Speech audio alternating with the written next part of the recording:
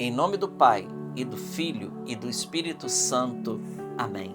Evangelho de Jesus Cristo, segundo São Lucas. Glória a vós, Senhor.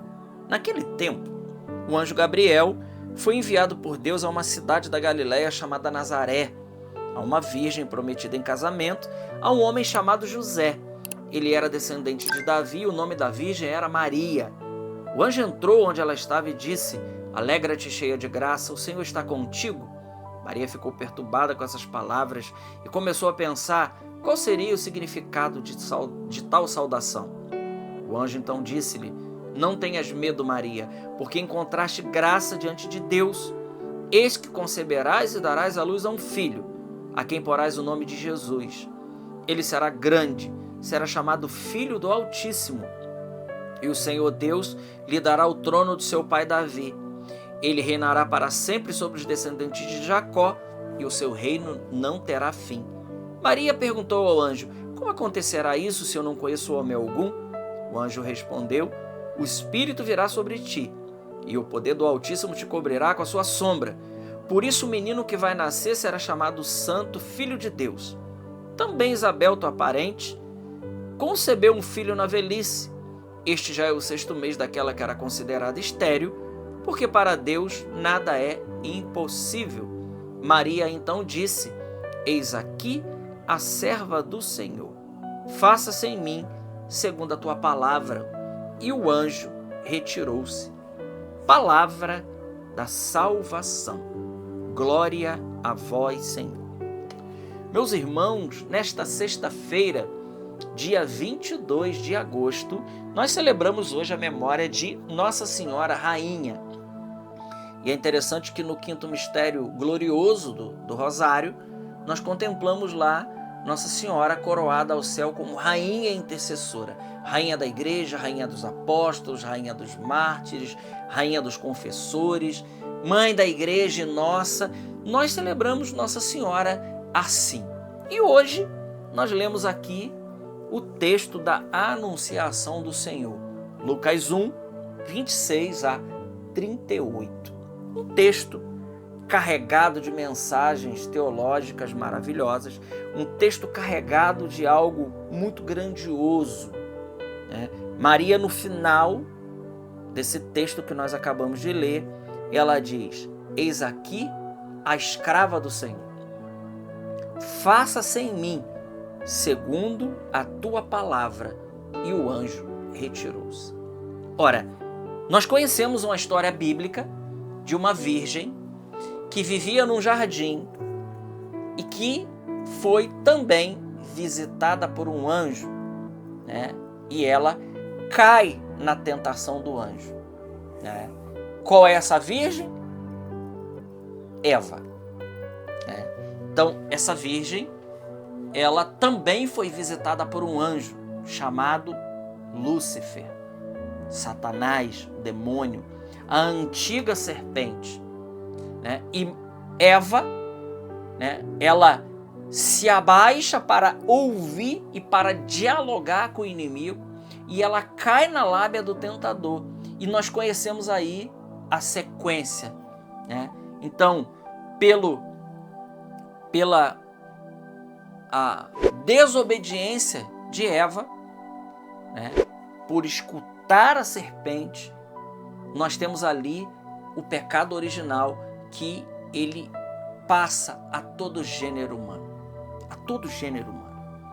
né? Então, uma virgem visitada por um anjo, né, num jardim. Aqui nós temos agora uma outra virgem, também visitada por um anjo, agora o anjo Gabriel. E essa virgem, ela, ao contrário de Eva, ela diz sim. Ela diz sim. Eis aqui a serva do Senhor. Então, Deus, ele recapitula toda a história da humanidade, né, em Maria. E por isso ela é rainha.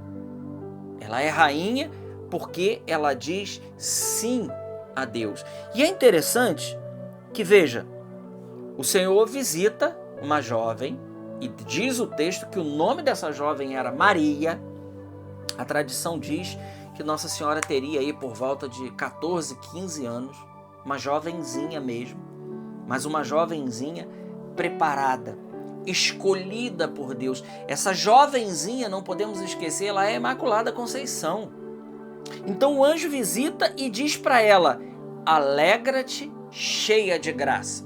A palavra ali, grega, é kecharitomene ou kecharitomene, né?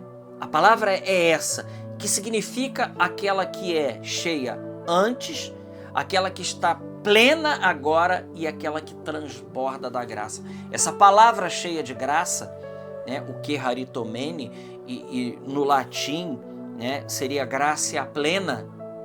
Por isso, quando nós rezamos a Ave Maria, nós não rezamos Ave Maria cheia de graças. Não é no plural. O latim é Ave Maria gracia plena, kecharitomene.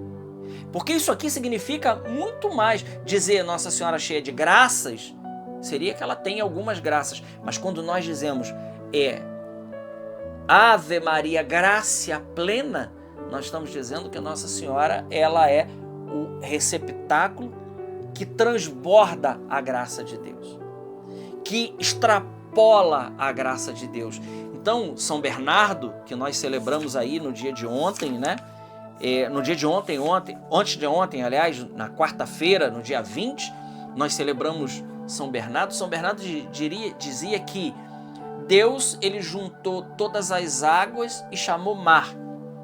E ele juntou todas as graças e chamou de Maria. Então Deus reuniu em Nossa Senhora esse capital de graças. E por isso ela é cheia de graça, plena de graça, transbordante da graça. A graça inicial em Maria, ela é maior do que a graça em todos os anjos, em todos os santos, em todo o universo criado. A graça que está em Maria, ela é maior, porque a união de Maria, e a partir desse momento aqui então, da Anunciação, a união de Maria com Jesus, ela não é simplesmente a união como nós temos na ordem da graça. Não, a união de Maria com Jesus, ela também se dá na ordem da união hipostática. Por quê? Porque em nenhuma criatura desse mundo,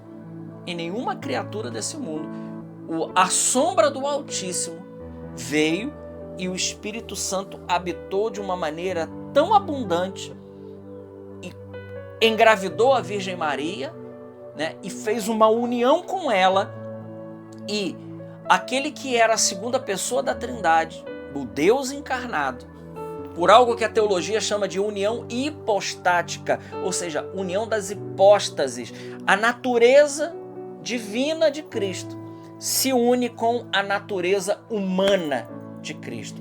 Essa natureza humana, a humanidade santíssima de Cristo, que digo, foi criada, mas está tão unida à pessoa do Verbo, né, que ali nós temos a segunda pessoa da Santíssima Trindade. Mas isso aconteceu aonde? Essa união acontece no ventre de Nossa Senhora. Por isso, a união de Maria não é a união que nós temos com Jesus. A união, por exemplo, de um santo de sétima morada. Não. A união de Nossa Senhora com o Senhor supera abundantemente. Por isso ela é cheia de graça. A gente poderia ficar aqui só nessa parte, porque isso aqui é maravilhoso demais. Isso aqui é muito importante. Mas veja, o anjo disse para ela: não tenhas medo, porque você encontrou graça, de novo, no singular. Não encontrou graças. Você encontrou graça, ou seja, toda a graça de Deus está aí depositada em você. Veja, irmãos, então me desculpa, mas dizer que Nossa Senhora, como a gente ouve por aí fora, ela é uma mulher qualquer, me desculpa, é desprezar aquilo que está na própria Sagrada Escritura, né? É desprezar a Escritura. Eu fico muito impressionado quando aqueles que dizem que são fiéis à Bíblia e que vivem pela Sagrada Escritura não vivem por essa palavra. Por que não vivem por essa palavra? Mais claro do que isso aqui, pegue os originais grego e leiam. Está aqui.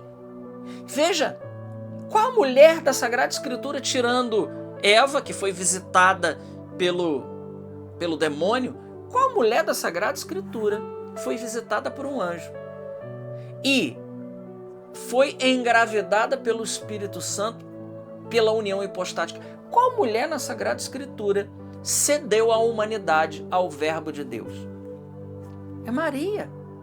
Por isso ela é a cheia de graça, a Keharitomene. Você encontrou graça. Eis que conceberás e darás à luz a um filho, a quem porás o nome de Jesus. E aí narra quem é Jesus, né? Jesus é Deus. Maria perguntou, como se fará isso? Porque eu não conheço homem algum. A virgindade de Nossa Senhora, ela estava prometida, mas nós sabemos que o casamento judaico, né, ela já era a verdadeira esposa de José, mas o casamento judaico ele era feito em 2 etapas. Né? Uma primeira etapa que era o contrato, e eles moravam em casa separada, e depois tinha os desponsórios, que era a segunda parte do casamento. Aí sim, o noivo ia à porta da noiva e o noivo a levava para a sua casa. Nossa Senhora e São José estavam aí no primeiro estágio, né, do casamento judaico. É porque nós temos, muitas vezes a gente olha para o texto bíblico e a gente pensa que o casamento é como hoje, né? A gente quer entender isso com a cabeça de hoje. Não, é preciso ver a cultura da época, é preciso entender o que a Sagrada Escritura ela está nos dizendo. Então, eu não conheço homem algum. E o anjo responde, o Espírito virá sobre ti e o poder do Altíssimo te cobrirá com a sua sombra. Por isso, o menino que vai nascer é Deus, é santo. E o anjo depois diz para ela, olha, aquela tua parente, a velhinha, está grávida, porque para Deus nada é impossível. E aí nós temos o quê? Eu fico imaginando aqui o céu, né? O céu nessa hora está em silêncio. É expectativa total. Todo mundo torcendo para Maria dizer, fiat volutas tua, faça a tua vontade em mim. O fiat de Maria, esse faça-se em mim, é o brado de alegria de todo o céu, quando ela diz, faça-se em mim, segundo a tua palavra. Diz lá, o anjo retirou-se dela. E tudo aconteceu. Por isso ela é rainha. Por isso ela é rainha e ela precisa ser rainha da nossa vida também. Porque ela é mãe do rei. Quem é mãe do rei é rainha. Sim, quem é mãe do rei é a rainha. Né? Nossa Senhora ela é rainha porque ela é mãe do rei. E hoje, no dia de Nossa Senhora Rainha, vamos pedir a intercessão de Maria. Vamos fazer como o discípulo amado, né? João, que diz lá, inclusive, nesse texto de João 19:25, não diz lá que o discípulo amado era João. Lá não fala João, né? Mas nós sabemos quem é. Não, lá não diz o nome porque aquele discípulo lá somos nós. Ele representa a igreja. Então Jesus está entregando a sua mãe para o discípulo amado. Quem é o discípulo amado? Eu. Você é o discípulo amado, o discípulo amada. E nós temos a obrigação, porque Deus nos deu. Quem somos nós para rejeitar um presente de Deus? Depois de Ele ter dado tudo, o que Ele nos dá? A sua mãe. E nós, como um discípulo amado, diz lá o texto, João 19:25, a partir daquele momento, o discípulo a acolheu consigo, a levou para casa. Nós também somos convidados hoje, no dia de Nossa Senhora Rainha, a levar a Virgem Maria para casa também. Glória ao Pai, ao Filho e ao Espírito Santo, como era no princípio, agora e sempre. Amém. Salve Maria Imaculada.